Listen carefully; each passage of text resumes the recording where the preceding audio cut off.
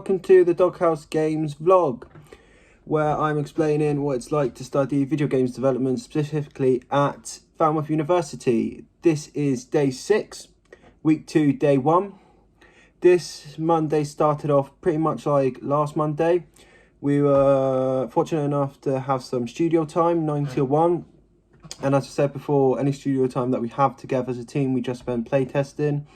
Me and Harry, one of our designers, focused on the playtesting a lot. Everyone that was there played the game, see how we got some feedback off them. Really great stuff. Because this sprint, we've really been focusing on the character controller, character movement. So Cameron, our animator, and Matt, our programmer, have been really focusing on trying to get that absolutely perfect. I realised that I've never actually explained how we work at the Games Academy in Falmouth. So we use a work method called Agile, and in Agile you work in sprints. Sprints can last a week, 2 weeks, 10 days, depends on the company, but normally it's 2 weeks. So how we do it is at the start of a sprint, we look at what we already have. So in our case, in this first sprint, we looked at what we had done over the summer, and we kind of thought, well, what's a priority? So you set yourself sprint goals. So you're saying, this is the stage we're at now, this is the stage we want to be at the end of the sprint. So you get your sprint goals, and then you figure out what tasks go into them. So for a character controller, we're making the basic character controller scripts, getting the animations, yada yada. And once you have all of those tasks done, you then have scrum meetings every day, and these last 10 minutes, sometimes 15 minutes. And you just go one by one. The scrum master, in this case me, goes one by one and says, what did you do yesterday, what are you doing today, and is anything blocking you?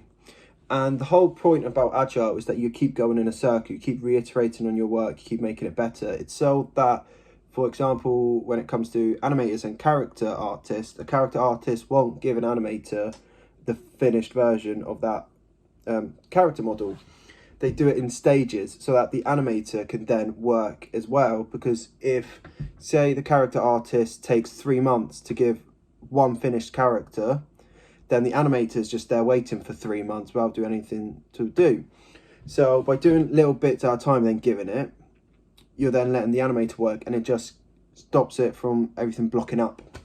The whole Games Academy uses the Agile method, something that the university really enforces because it's widely used in the industry. It's the main work method that is used in industry, I believe. In your first year, you'll actually do an essay about Agile just to help you kind of understand it. But for your whole 3 years, you will do stuff that every time you make a game, every time you do anything Agile related, you learn that more about it and you understand it a lot more. So that's what I wanted to cover in today's little vlog. I'll probably be doing a bit more in-game stuff and later vlogs.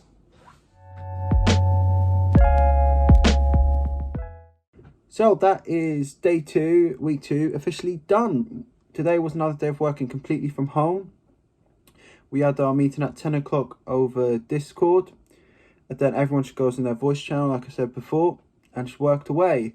A lot of today was just working on the playtest feedback that we did yesterday. That's how it tends to go a lot. When you're making games, you make something, you playtest it, and then you edit it to make it better. Joe and Harry have now completed the game design document, so they're moving on to the first level design, which is going to be a farm level. Our character artists are approaching the end of the first run through of character designs, so hopefully by the end of the week and by the end of the sprint they would have started doing some 3D blockouts.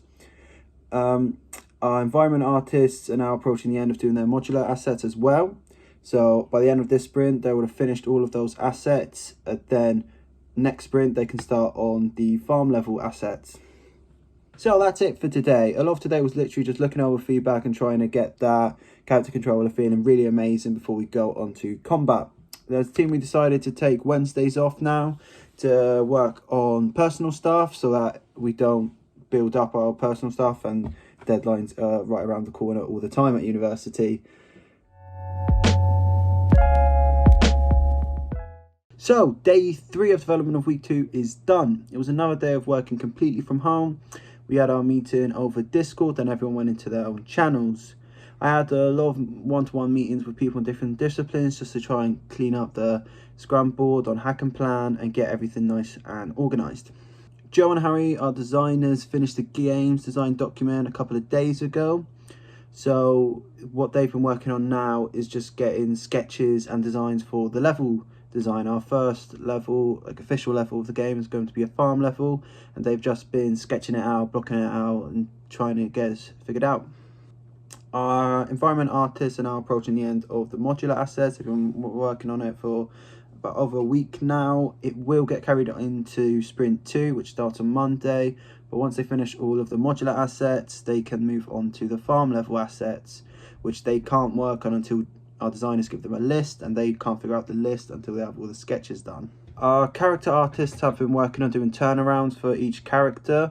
Once they've done a turnaround for a character, they'll then go on to doing a 3D block out of the character. Once that's done, they'll give it to Cameron, our animator, who can then start working on combat animations. Once the animations are done, we can put them into engine and then play test the combat, see how that's feeling, because that is the big goal for next sprint. This first sprint, it was all movement based, trying to get that character controller feeling really nice. This next sprint, it's all about combat, trying to get that really nice.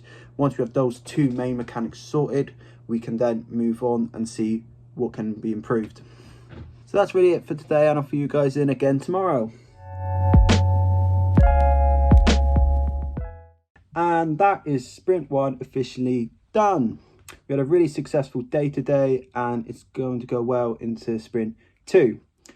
Today we started off by having a sprint review. So sprint review is you take into consideration what you wanted to achieve at the start of the sprint. You say what you actually did achieve, what you didn't achieve, and why you didn't achieve it. And then you also look at how you can improve your sprint and your workflow. So we realised that we were generalising tasks too much. We need to be more specific in each task and in the work that goes into it.